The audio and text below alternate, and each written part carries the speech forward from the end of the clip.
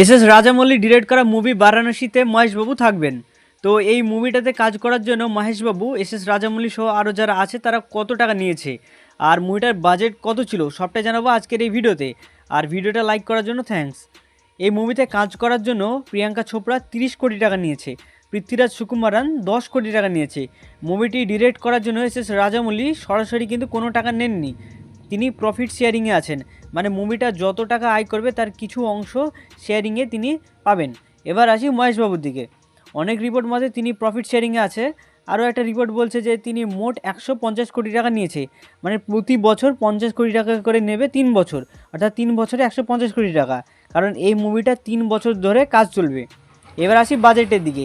এই মুভিটার বাজেট মোটামুটি 1000 থেকে 1200 কোটি টাকার মধ্যে, যা ভারতের বড় বাজেটের সিনেমাগুলির মধ্যে অন্যতম। তো এই ছিল আজকের update. Thanks for watch this video.